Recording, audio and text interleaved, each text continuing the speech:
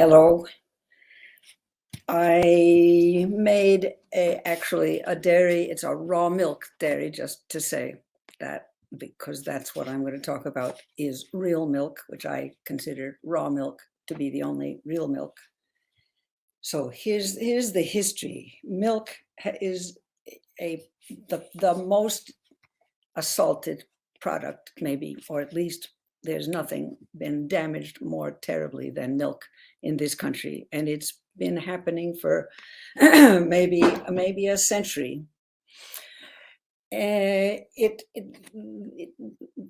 think in New York City, cows were housed in distilleries, and it was in a way the first CAFOs in the beginning of the 20th century, and they had to eat this distillery stuff, the swill, whatever it's called, and they got sick, and they got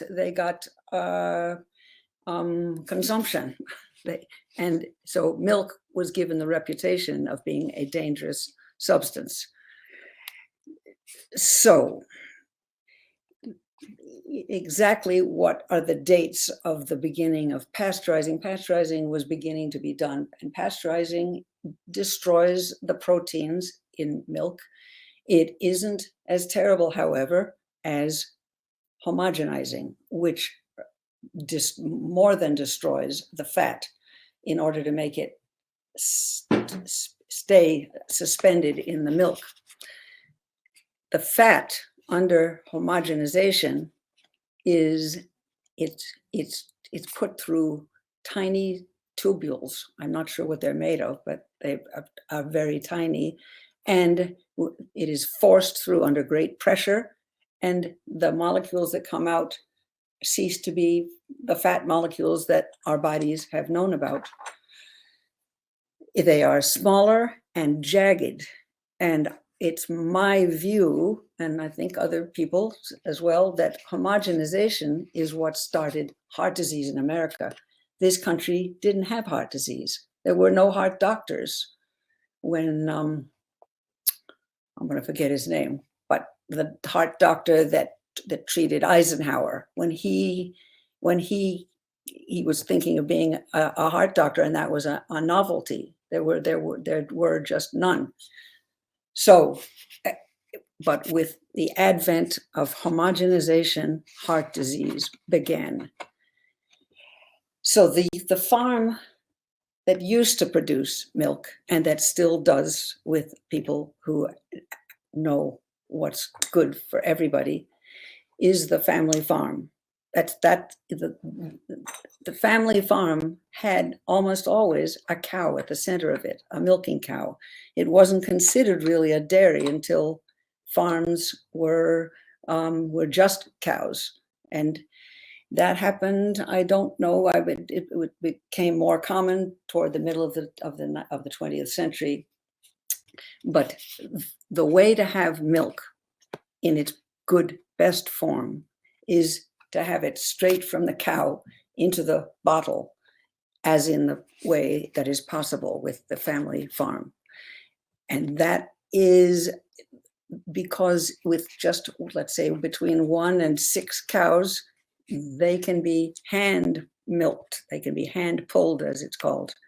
And the milk doesn't have to go through, first of all, the milking machine is a problem. The farm that I built in Hudson, New York, has 28 cow stanchions, and so we are milking not by hand. But it means, I've come to see this, how serious it is. It means that you have maybe 4 milking machines to clean out every single day, and that takes a huge amount of water and chemicals of some sorts. And then water is added to the process of getting milk instead of no water, which is the way it is on the small farm when you don't need to have milking machines. This just makes it so much simpler. It means that you can carry the milk in the pail to your kitchen and pour it in the bottles immediately. And that is the safest way, the cleanest system. Because as soon as water is added, bacteria enter the fray of the sorts that are not just milk bacteria. It's just water is a problem in the business of the world of bacteria. There will be bacteria that are not compatible with milk at all, that can get in, and so you have to use more water. I don't think I explained that very well, but water is a difficulty. So the family farm, which is, I got my milk for about 30 years from a farm run by friends of mine in New Hampshire. And theirs was really actually a bit of a community farm, as they always had people who moved there who either were paid to help or get help. And it was an astonishing place.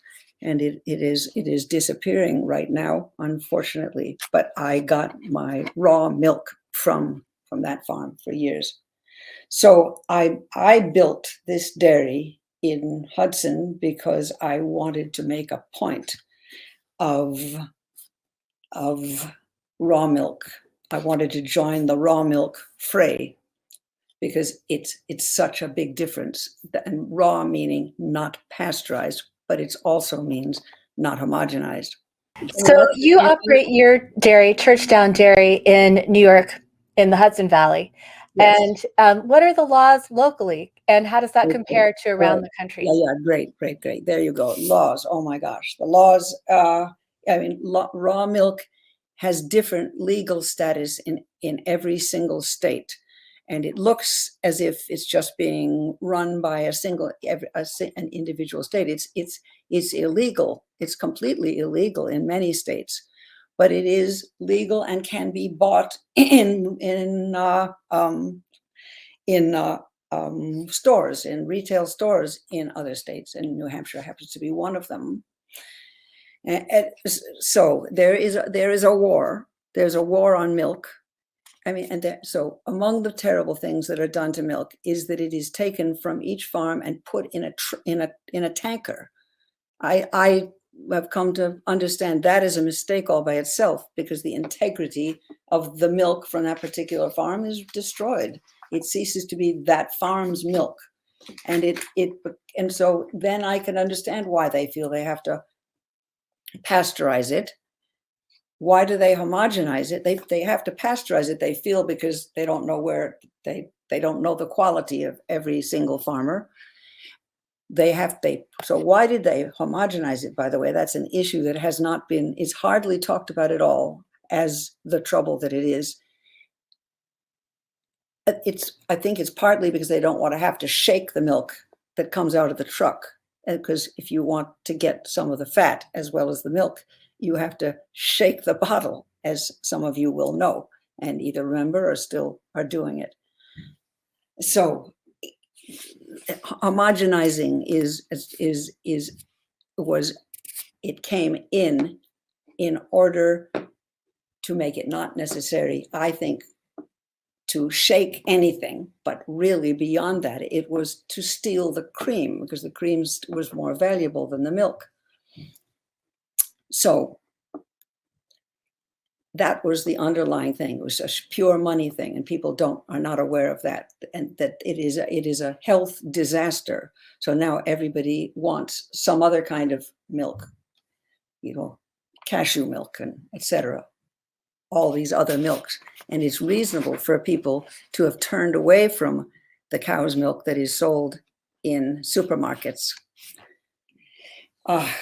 So let's see. It is one of the best foods. It's the food that the great cheeses come from, that yogurt, that kefir. It is a super food, and it's my opinion that the way to get back to it is to get back to the family farm, which is just another reason why we need the family or small farm. That's that's what we must have. I have a little paper in which I say that it's called The Future of Dairy, and in it I say what we need is the right scale, that it should be local. This is for dairies to be able to make it in this world. They sell to the drinkers direct, and with fair wholesale prices to the cheese makers. So I think that's maybe all I have to say, unless somebody asks me a question, but we'll do that later. Okay, all right. Thank you. My pleasure. Drink real milk, which is raw milk. Just one last thing. Organic milk doesn't mean much. If it has been pasteurized and homogenized, it has been destroyed by the processing. Thank you.